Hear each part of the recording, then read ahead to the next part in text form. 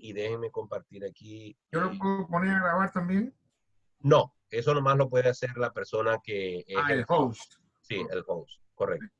Ok, aprovechemos bien el tiempo porque los días son malos, como dice la Biblia. Entonces, el Evangelio, aquí rápidamente vamos a contemplar la perspectiva del Evangelio como estilo de vida. Yo no sé si en sus países ustedes han escuchado esta expresión.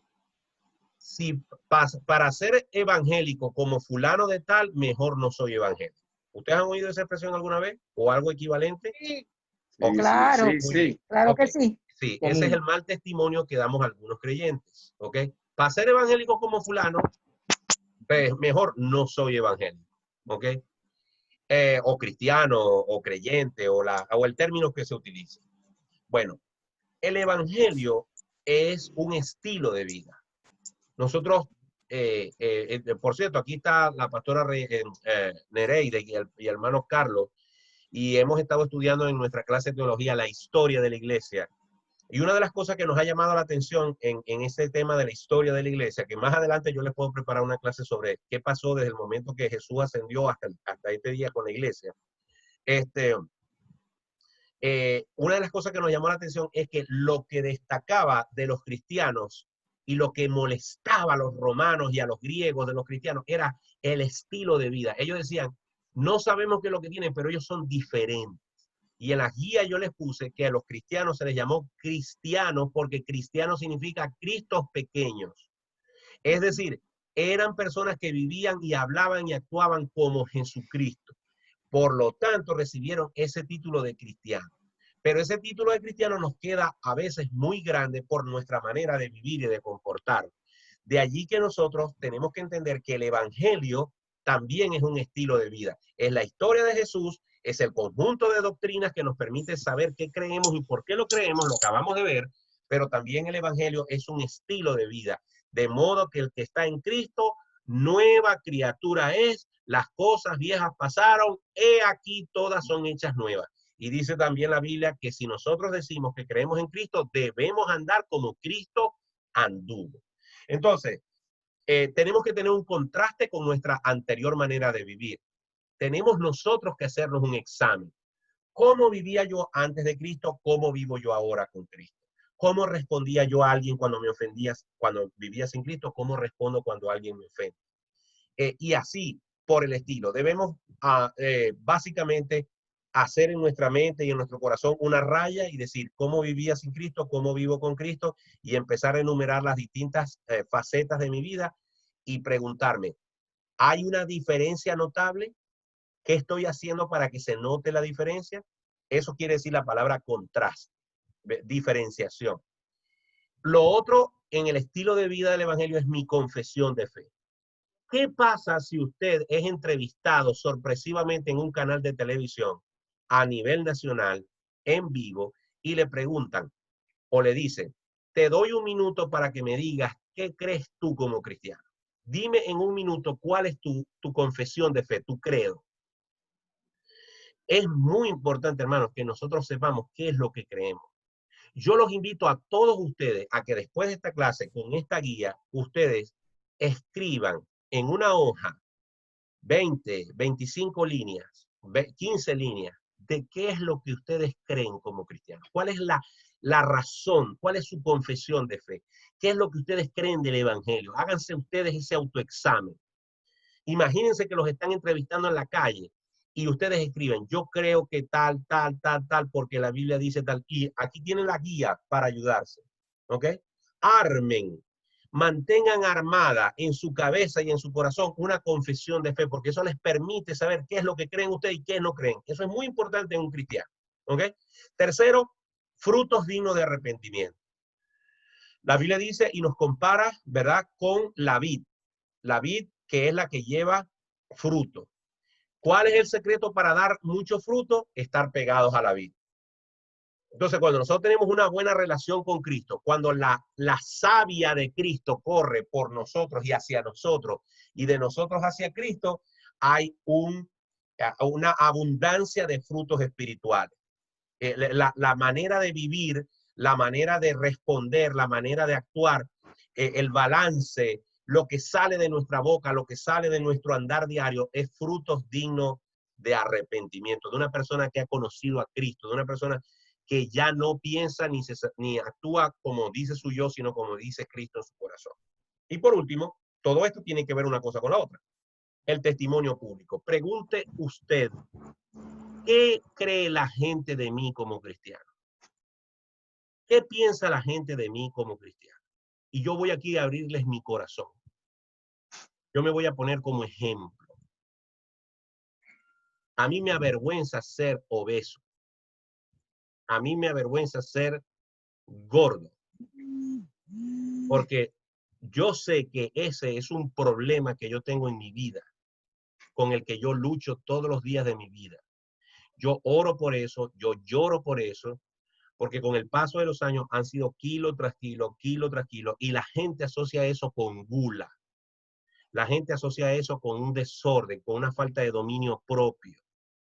Y yo tengo terribles problemas en mi corazón, en mi mente con eso. Yo tengo que luchar. Yo me mantengo de pie porque soy cristiano y porque creo que Jesucristo me limpió y porque soy hijo de Dios.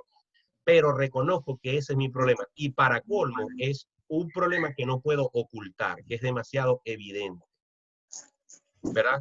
Pero, pero, lo que me satisface, lo que me tranquiliza, lo que me calma, es que yo le doy gracias a Dios porque en otras áreas de mi vida en las que yo fui un pecador empedernido, Cristo me libró y yo he podido superar esas áreas de mi vida. Y cuando la depresión, o cuando la tristeza, o cuando la impotencia me hace sentir mal por esta parte de mi vida que no he podido controlar, yo me satisfago o me autoayudo o me autocalmo diciendo, bueno, pero has logrado ya controlar esto, has logrado apartarte de esto, has logrado salir de esto. Y yo tengo la esperanza que Dios me ayude con mi problema de peso, ¿verdad? Ustedes deben tener su propio calvario, ustedes deben tener su propio aguijón, ustedes deben tener esa área de su vida de la cual ustedes se sienten avergonzados, ya sea oculta, ya sea pública, su carácter, su manera de responder a veces, o algún vicio que tienen oculto que nadie lo conoce, sino solamente Dios y ustedes, pero ustedes se sienten mal cuando lo hacen, ¿verdad? Bueno, lo importante es que la gente de afuera tenga buen testimonio de nosotros. Que cuando la gente hable de Carlos, que cuando la gente hable de Néstor, que cuando la gente hable de Indira, que cuando la gente hable de Maroa, que cuando la gente hable de Carlos, de Nereida, de Jania, de Reiniela, la gente tenga primero una palabra positiva que una palabra negativa. ¿Ok? Por supuesto, no somos perfectos y no somos tampoco personas que le vamos a caer bien a todo el mundo. Pero si somos cristianos que nos preocupa lo que piensen los demás de nosotros, y por eso la Biblia dice que debemos tener paz con todos en la medida de nuestras posibilidades, y debemos tener buen testimonio para que los hombres glorifiquen a Dios. El cristiano debe vivir preocupado por dar buen testimonio. Y cuando el cristiano le preocupa su testimonio, muchas veces se va a cohibir de hacer cosas malas, ¿verdad? Por amor a Cristo. Por ejemplo, puede ser que en algún momento usted haya atravesado un problema matrimonial y ha pensado en divorciarse, pero el saber que el evangelio va a sufrir por eso, usted lo piensa dos veces, porque usted sabe que no solamente van a sufrir los hijos, no solamente va a sufrir el hogar, sino que también siendo usted y su esposa y usted cristiano, al divorciarse, la gente va a decir, pero bueno, si estos que eran cristianos se divorcian, ¿qué esperanza hay para los que no somos cristianos? Entonces, muchos matrimonios se han salvado y han permanecido unidos y han logrado resolver sus diferencias porque a ambos les importó el testimonio que tenían para con los de afuera. Y así sucesivamente, de pronto se presenta una oportunidad de un buen negocio, pero un negocio que no es honesto.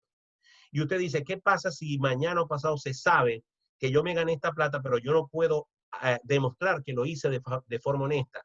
Si a mí me importa Jesucristo, si me importa su palabra, yo prefiero no ganarme ese dinero, pero conservar mi testimonio limpio. Y así pudiera poner muchos ejemplos en los cuales querer tener un buen testimonio es un aliciente para apartarnos del pecado, porque amamos a Cristo y no queremos manchar su nombre. Amén. Bien. Continúo. Esta parte también es muy importante y lamento tener que hacerlo tan rápido. ¿Ok? pero el evangelio es objeto de tergiversación. Desde el principio de la iglesia, el evangelio ha sido objeto de gente que lo quiere pervertir. Léanse, por favor, léanse la carta a los Gálatas, en especial el capítulo 1, para que se den cuenta cómo el evangelio desde el primer siglo fue objeto de tergiversación. Entonces, las desviaciones más comunes son que las obras salvan, muy típico de los católicos y de casi todas las religiones. Tengo que ser bueno para poder ser salvo. Y ustedes y yo sabemos que esa tergiversación es totalmente incorrecta. Es por la gracia de Jesucristo, es por su sacrificio, no por nuestras obras. Segundo, los líderes ungidos. Todos los grupos pseudo evangélicos, para evangélicos que han salido del cristianismo, todos tienen un líder especial. Ahí se los menciono en la guía. Los adventistas de Elena White, los testigos de Jehová a Russell, los mormones a José Smith, los católicos a los papas, etcétera, etcétera. Siempre hay un líder ungido. A ese líder no se le puede decir nada, a ese ungido no se le puede criticar, a ese ungido no se le puede cuestionar, a ese ungido no se le puede tocar porque al que lo haga cae en maldición, etcétera, etcétera. Siempre esos líderes son más importantes que Jesucristo. Y la Biblia dice en Hebreos, puesto los ojos en Jesús, el autor y consumador de la fe. Jamás ponga sus ojos en su pastor, en su maestro. Usted lo debe respetar, usted lo debe obedecer, usted le debe, digamos, sujeción como pastor. Pero Jesucristo tiene que ser la cabeza y el norte de su vida. Tercero, la Biblia no es suficiente. Todos los grupos para evangélicos, todos los grupos pseudoevangélicos, todas las desviaciones del evangelio tienen un libro o una literatura auxiliar. Los testigos de Jehová tienen su propia traducción de las escrituras, los mormones el libro del mormón, los católicos tienen las encíclicas papales, los adventistas tienen a Elena White y sus escritos, etcétera, etcétera, etcétera. Y casi todos esos grupos para evangélicos siempre tienen literatura adicional y la Biblia va quedando relegada. Por eso pueden manipular a la gente, porque la gente no estudia la Biblia, sino la literatura de ellos. El grupo de los 12 de César Castellano en Colombia tiene su propia literatura y hay que pagarla para estudiarla y la Biblia va quedando relegada a un lado. Otra cosa muy importante de casi todas las sectas que han pervertido o han querido pervertir el evangelio, porque el evangelio no se puede pervertir, es que Jesús no es Dios. Jesucristo es un buen hombre, Jesucristo fue un ángel muy importante, Jesucristo es un ser superior, pero no es Dios. Y eso es fundamental que nosotros entendamos que Jesucristo es el Hijo. Padre, Hijo y Espíritu Santo son una persona. Es un Dios trino, es un único Dios manifestado de tres maneras distintas. Es una cosa que solamente se acepta por medio de la fe. La Biblia dice que es un misterio, pero nosotros lo aceptamos por medio de la fe. Y es importante entender que Jesús es Dios, no es un ser superior, es Dios. Y por último, y muy importante, la más novedosa de todas las desviaciones del evangelio es el evangelio de la prosperidad. Este evangelio de la prosperidad tiene muchos expositores, muchas expositoras y tienen varios años ya andando sobre la humanidad. El evangelio de la prosperidad en algunos casos puede ser bien intencionado, pero en otros casos no lo es. Y este evangelio de la prosperidad básicamente invierte la polaridad de lo que ya estábamos hablando acerca ahorita de lo que es el evangelio. El evangelio de la prosperidad pone en primer lugar el bienestar físico y en segundo lugar el bienestar espiritual. ¿Verdad? Las promesas de bendiciones físicas están primero, las bendiciones espirituales están de segundo. Mientras que en el evangelio verdadero, en el evangelio cristocéntrico, las bendiciones espirituales están de primero y las bendiciones materiales están en segundo lugar. Pero ¿qué pasa? Que dice la Biblia que la gente tiene comezón de oír. Y la gente quiere oír, tú eres un campeón, la gente quiere oír, tú puedes ser feliz, la gente quiere oír, tú puedes ser sano, la gente quiere oír todo aquello que lo aliente a tener una mejor vida aquí en la tierra, eso es lo que la gente quiere oír. Si bien es cierto, hay otro extremo de un evangelio derrotado, de que estoy aquí, soy un gusano, que Dios no me ama, y por la misericordia de Dios he sido alcanzado. Ese es el otro extremo de un evangelio derrotado, de un evangelio que no conoce el poder de la oración. Hay que buscar un equilibrio. Pero lo importante es entender que el evangelio nos hace salvos. Lo demás es opcional. Me explico. Cada vez que una persona se arrepiente y pide perdón de pecados, no hay forma que Dios no lo perdone. Cada vez que una persona dice, Jesús, reconozco que soy un pecador, que estoy perdido, me arrepiento, me duele haberte fallado, creo que tú moriste por mí en la cruz, te recibo como mi Señor y Salvador, límpiame, perdóname. Es imposible que Cristo responda que no. Y el mejor ejemplo lo tenemos en la cruz del Calvario. Uno de los ladrones que lo escupía, que se burlaba, que se reía, en la mañana, al mediodía le dijo, acuérdate de mí cuando vengas en tu reino. Y Jesucristo le dijo, hoy estarás conmigo en el paraíso. Esa es la respuesta de Cristo cada vez que buscamos a Él para ser salvos. La respuesta en el 100% de los casos siempre va a ser sí. Pero si acudimos a Dios para soluciones, para provisiones, para cosas terrenales como sanidad, prosperidad, bendición, todo aquello que queremos desde el punto de vista humano, terrenal, temporal, pasajero, la respuesta puede ser sí, la respuesta puede ser no, o la respuesta puede ser todavía no, espera. A veces oramos por la gente y se sana, pero hay veces que vemos que no se sana. Y hay veces que pasan los años y Dios no responde como nosotros queremos, pero tampoco nos ha dicho que no.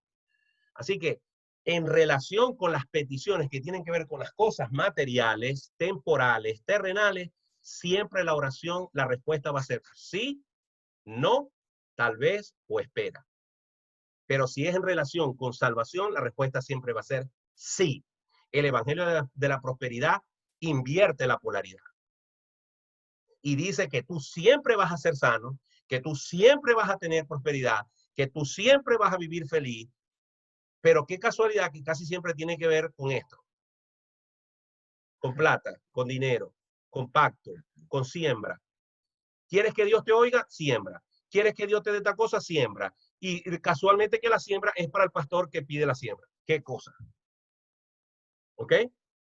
Entonces, mucho cuidado con eso. Porque ese es el evangelio que está en boga, ese es el evangelio que la gente quiere oír, ese es la gente que lo hace sentir bien, pero no se habla de arrepentimiento, no se habla de pecado, no se habla de santidad, no se habla de venir a los pies de Cristo para salvación.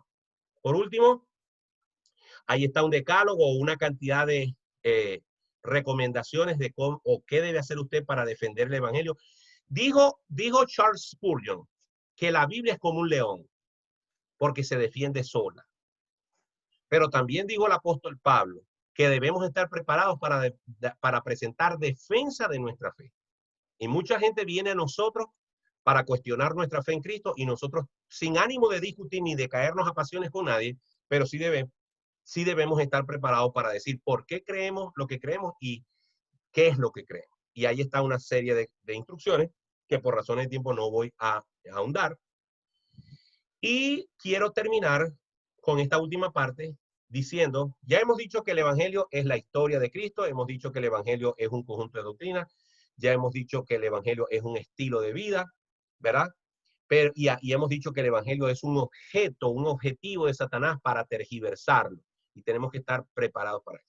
Y por último, tenemos que decir que al final el evangelio es una oferta, es un mensaje de parte de Dios, es un mensaje divino. El evangelio, si se acepta, te salva. El evangelio, si se rechaza, te condena. Es más, la Biblia dice en ese pasaje tan hermoso de Juan 3:16, versículos 17 y 18, dice, ¿qué pasa cuando no aceptamos el evangelio? El que lo acepta se salva. El que no lo acepta permanece condenado. El hombre no es que se va a condenar. El hombre ya está condenado porque no ha creído, porque no ha tomado la última y única opción que Dios le da, creer en Cristo. El que no cree en Cristo permanece en condenación. No es que se va a condenar, está condenado y permanece en esa situación. Ahora, este mensaje maravilloso del evangelio contrasta con la religión. ¿Por qué? Porque la religión es el esfuerzo del hombre por buscar a Dios. Todas las religiones van del hombre hacia Dios. El hombre buscando fórmulas, maneras de acercarse a Dios, pero siempre se van a quedar cortas. En cambio, el evangelio es una sola vía de Dios hacia el hombre. Por eso Jesús dijo, Yo soy el camino, la verdad y la vida. Y nadie puede venir al Padre si no es por mí. No hay otra vía, no hay atajo, no hay caminos alternos, es por medio de Jesucristo. La religión te dice, es más, hay un dicho muy popular que dice, todos los caminos conducen a Roma. Bueno, la Biblia dice, solamente Jesucristo te conduce a Dios. ¿Ok? Segundo, el evangelio divino, el evangelio bíblico, tiene tres características. Como dijo el apóstol Pablo, es poder de Dios, cambia las vidas, las transforma, explota en el corazón del hombre y hay una nueva vida. Todo es cambiado porque es poder de Dios. Segundo, es un mensaje fácil de entender. Lo puede entender el campesino, lo puede entender el ateo. Es más, entre más sencilla sea la persona, más inclinación hay a creer. Mientras más altiva y más confiada sea la persona intelectualmente, la razón, más difícil es que crea. Porque razona más y le da menos crédito a Dios. La Biblia dice que Él le quitó las cosas a los sabios y se la dio a los bebés, a los niños, para que la tomaran. Así de sencillo es el evangelio. Y el evangelio es gratuito. No hay que pagar por él. Una de las cosas que distinguió a la Iglesia Católica durante siglos fue que le vendían a las personas las indulgencias. La gente compraba tickets para pecar y con ese dinero la Iglesia Católica construyó un imperio. Y la gente tenía indulgencias y pensaba que por lo que habían pagado podían pecar libremente por tanto tiempo porque ya habían pagado por sus pecados. Pero el evangelio nos dice que el evangelio es gratuito, es de gracia. No hay que pagar por él, no hay que sembrarle a nadie, no hay que pactar con nadie, porque es gratuito. Tenemos acceso libre al evangelio por medio de Jesucristo. El evangelio es el arca de este tiempo, así como Noé construyó un arca y la gente se burlaba de que iba a caer un diluvio, de que para qué estará construyendo eso, y veía meter los animales y se reían y se reían y se reían. Así la gente en este tiempo se ríe del evangelio y se ríe de la doctrina de Cristo y se ríe del mensaje de salvación. Pero Jesucristo hoy en día es el arca que tiene todavía la puerta abierta. Pero un día de esto Jesucristo va a cerrar el arca. Por eso dice la Biblia, buscad a Dios mientras pueda ser hallado, llamarle mientras está cercano. Hoy es el día de salvación. Llegará el día en que la gente clamará, llorará, pedirá, se arrepentirá, pero será tarde. La Biblia está condensada en el evangelio. El evangelio es la síntesis, es el resumen de la Biblia, es la Biblia condensada, de tapa a tapa, del libro de Génesis a Apocalipsis. El mensaje de la Biblia es: Dios es amor, Dios quiere que el hombre sea salvo, pero solamente puede ser salvo por medio del Mesías, y se necesita que se arrepienta de sus pecados y se reconcilie con Dios para que tenga vida eterna. Ese es el evangelio, ese es el mensaje de la Biblia. Y por último, para dar un chance a ustedes, el evangelio debe ser predicado por cada creyente. El apóstol Pablo llegó a decir: ay de mí si no predicase el evangelio. Amados hermanos, tenemos que estar dispuestos a predicar de Cristo fuera de tiempo y en tiempo, en todo lugar. Tratar de intervenir en las conversaciones de la gente llena de desesperanza, llena de tragedia, y decirle: pero Cristo es la solución, Cristo te ama, Cristo puede cambiar tu vida. Tenemos que mantener un tratado cerca de nosotros para compartirlo con alguien, tenemos que tener buen testimonio, tenemos que hablarle de Cristo a las personas. ¿Por qué? Porque nosotros somos los agentes multiplicadores del evangelio. Y si podemos apasionarnos con Amway, y si podemos apasionarnos con Herbalife, y si podemos apasionarnos con Avon, y si podemos apasionarnos con Tupperware, y si podemos apasionarnos con otras cosas para compartir otras cosas, cuánto más compartir a Jesucristo, que es la solución a una enfermedad peor que el coronavirus llamada pecado. Bien, hermanos, esto es básicamente lo que quería compartir con ustedes. Quisiera que el tiempo que nos queda, que todavía no sé cuánto es, pero todavía no me ha salido ningún aviso, los que quedamos, porque Reiniela yo no la veo por aquí, ni tampoco a Jania, pero lo importante, como dice la Biblia, es que donde están 2 o 3 reunidos, allí yo estoy en medio de ellos. Si ustedes quieren tener alguna participación, algún comentario, alguna pregunta, tenemos tiempo para hacer. Pastor, yo tengo una pregunta. Indira. Indira, saludos, Indira. Saludos a todos. Amén. Pastor, aquí en la cuarta página dice en el testimonio público, el creyente en el evangelio debe cuidar su testimonio con mayor celo que la reputación personal. ¿Cuál es la diferencia? Muy bien. ¿A qué se refiere cuando? Por supuesto que una cosa lleva a la otra. Una cosa lleva a la otra, ¿verdad? O sea, la reputación personal forma parte de mi testimonio. Pero básicamente lo que quise transmitir la idea allí es la siguiente. Mucha gente se preocupa cómo se va a vestir por el qué dirán. O voy a limpiar la casa porque va a venir fulano a visitarme y va a pensar que yo soy un desordenado. O el carro que lo mantengo sucio, ese día voy a montar a alguien y lo limpio y lo arreglo para que no piense que yo tengo el carro desordenado cuando realmente lo tengo desordenado todo el tiempo. Y así sucesivamente. Es decir, muchas veces motivados por simplemente quedar bien con alguien, trato de poner las cosas en orden. Ese interés tiene que estar por debajo del interés de tener un buen testimonio como cristiano. O sea, lo que quiero decir es que la intensidad del interés que tengo por aquellas cosas menos importantes que mi vida cristiana, ese interés tiene que estar por debajo de mi interés de tener un buen testimonio. Más que la casa limpia, más que el carro limpio, más que bañarme, más que perfumarme, más que en fin, que cualquier otra cosa que yo me preocupo porque la gente piense bien de mí en relación con un tema, esa preocupación debe ser igual o mayor por mi preocupación como cristiano.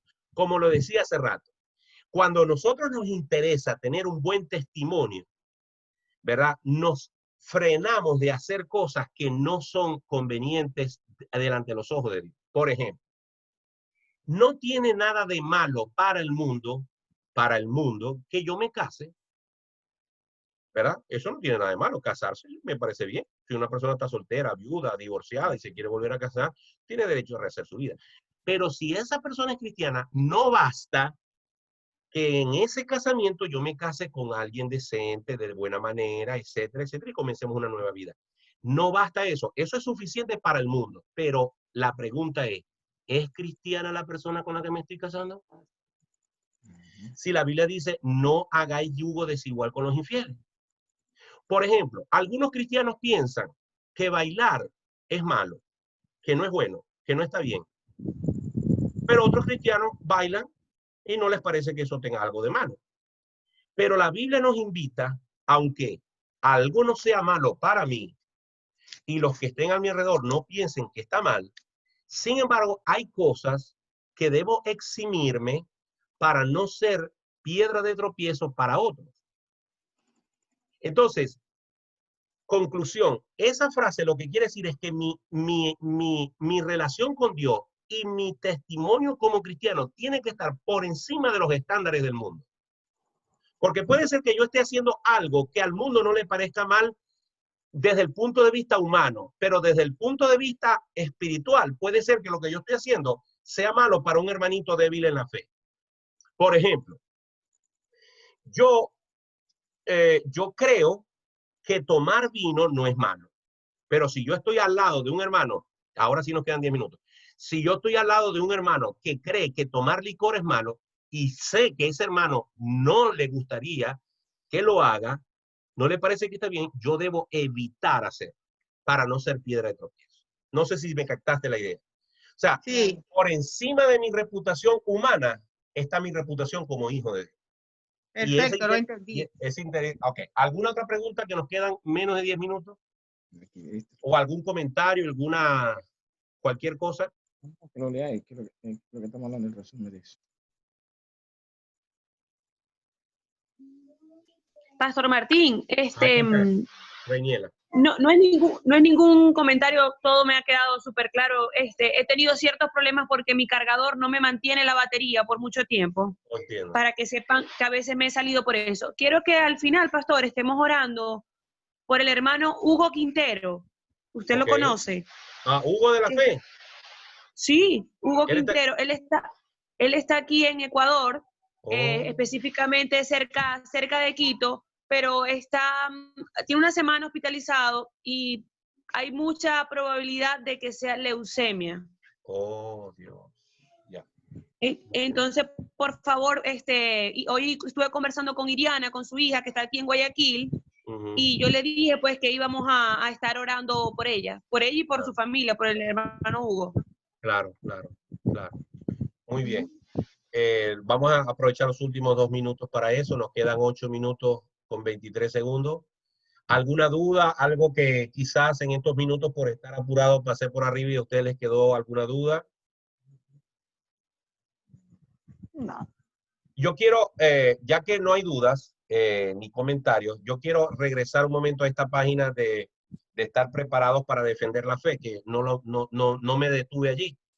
Ahí dice, lea la Biblia y estúdiela sistemáticamente. Estudie la Biblia clamando al Espíritu Santo que le guíe toda verdad. Congréguese en una iglesia donde se lea y estudie la Biblia de la misma manera.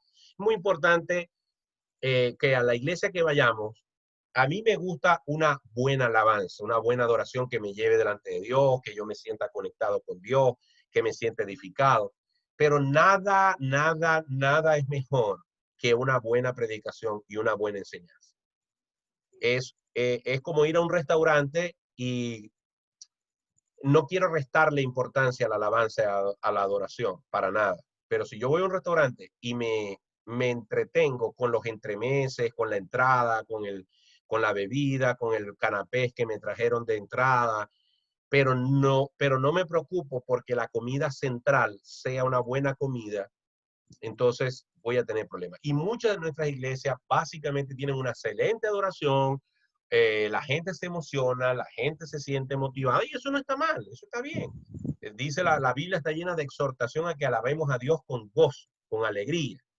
Pero lo más importante es qué voy a escuchar y cómo eso impacta mi vida.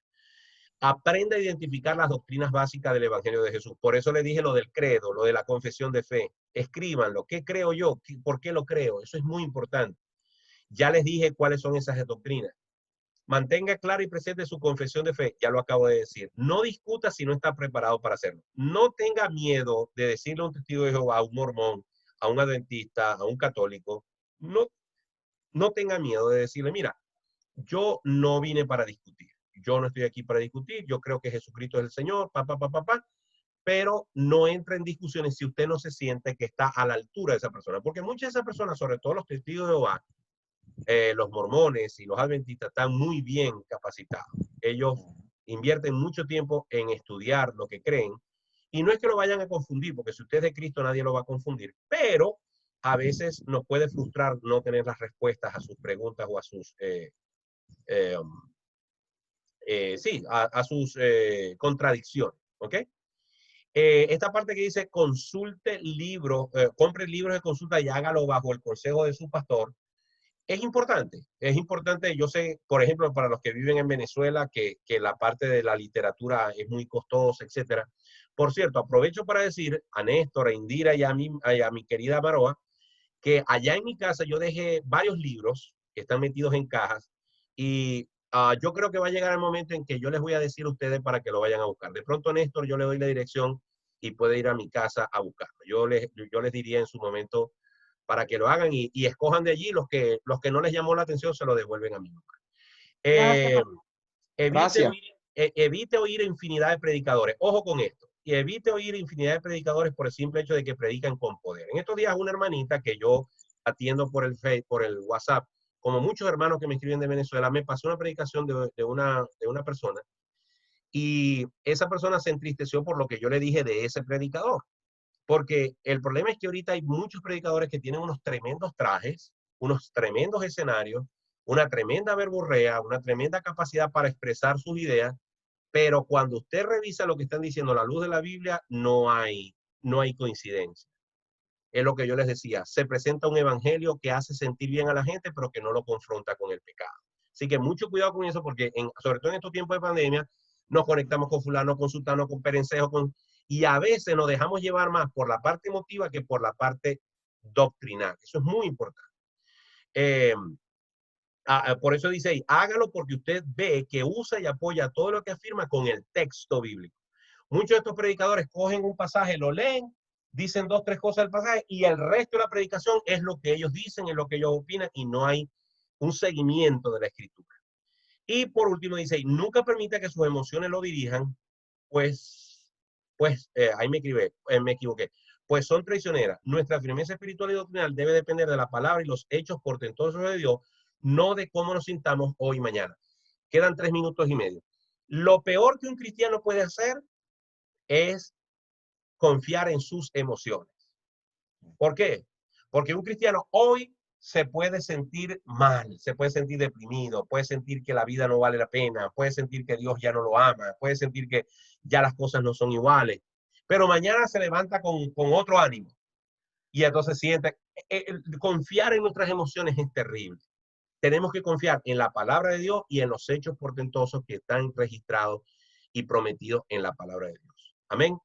Bien, hermanos, quiero agradecer a todos, pero no puedo dejar de hacerlo con especial agrado para los invitados que tuvimos hoy, la pastora Nereida, su esposo Carlos y el hermano Carlos Conde y su esposa Ovilda.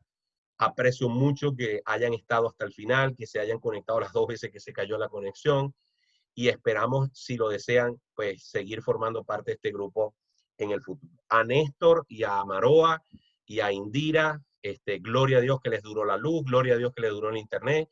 Para los que estamos de este lado del charco, quizás no entendemos qué difícil es en Venezuela tener eso que ellos tuvieron hoy. Gloria a Dios por eso. Gracias a Dios por Reiniela, que a pesar de todos sus problemas con su teléfono, estuvo allí también. Y bueno, al resto que por alguna u otra razón se fue, que también el Señor les bendiga. Vamos a orar por el hermano Hugo Quintero y por todos nosotros y que el Señor nos dirija en todo esto. Amado Dios y Padre Celestial, te damos gracias por este tiempo en el cual pudimos estudiar tu palabra y recibir de parte tuya instrucción. Gracias por el precioso mensaje de tu palabra. Gracias por el evangelio de Jesucristo, el cual es poderoso para cambiar vidas de todos aquellos que vienen con un corazón arrepentido y están dispuestos a ser transformados por ti. Gracias, Padre Celestial, por tu palabra maravillosa. Gracias por los hermanos que se han tomado el tiempo para estar en esta reunión. Gracias por tus bondades, gracias por tu provisión. Padre Celestial, queremos presentarte a nuestro hermano Hugo Quintero. Tú lo conoces más que nosotros, tú lo amas más que nosotros y tú conoces su situación más que nosotros. Tú puedes mirar en todo su cuerpo y dónde está alojado el origen de la enfermedad. Sabemos, oh Dios, que tú tienes el poder para sanar. Sabemos, oh Dios, que tu palabra es suficiente para que hablada pueda obrar en ese cuerpo y ser sano en el nombre de Jesucristo. Por eso te pedimos en ese nombre, en el nombre de Jesús, que tú mires a nuestro hermano Hugo Quintero con tus ojos de misericordia, pongas tu mano sobre él y lo sanes. Que obres con poder en su cuerpo, que utilices los medios que tengas que usar, la medicina, la ciencia, pero sobre todo el poder de tu palabra sanador pueda venir sobre su vida y obrar sanidad.